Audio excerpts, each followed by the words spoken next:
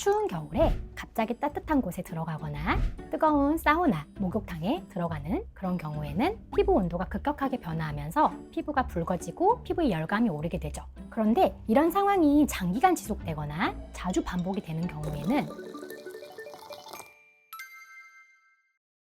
안녕하세요. 어제보다 오늘 더 예뻐지는 곳 봉수정 원장입니다.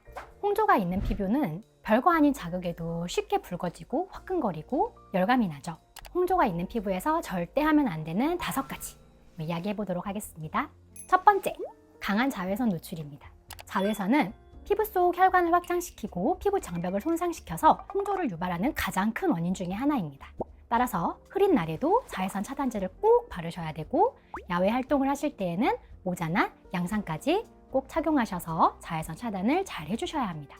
두 번째, 무리한 각질 제거입니다. 홍조가 있는 피부는 이미 피부 장벽이 많이 약해져 있는 상태인데 잦은 필링이나 스크럽 등으로 무리하게 각질 제거를 하다 보면 피부 장벽이 손상되면서 홍조가 더 악화될 수 있습니다. 각질이 거슬리더라도 가급적이면 보습제로 정리해 주시고 각질 제거는 최대한 피하시는 게 좋습니다. 세 번째, 급격한 온도 변화입니다.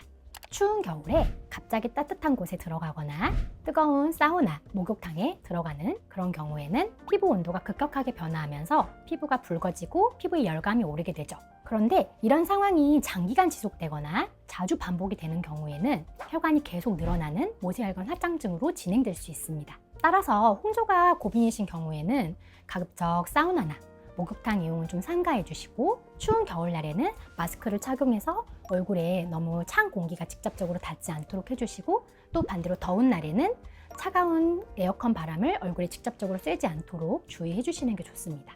네 번째, 수면 부족입니다. 수면이 부족한 경우에는 스트레스 호르몬이 증가하고 피부 회복력이 떨어져 피부에 염증이 더 쉽게 생길 수 있습니다.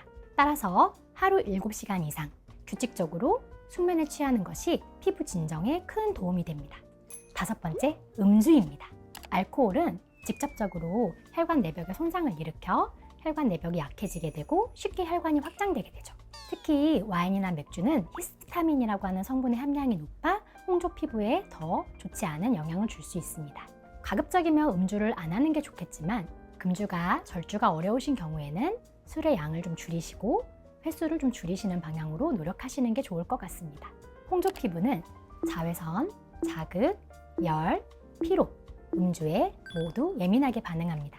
따라서 제가 말씀드린 5가지를 최대한 피하고 생활습관 개선을 잘 하신다면 홍조와 열감을 완화시키는 데 큰 도움을 받으실 수 있을 겁니다. 어제보다 오늘 더 예뻐지시길 바라며 여러분의 미모주치 봉수정 원장이었습니다.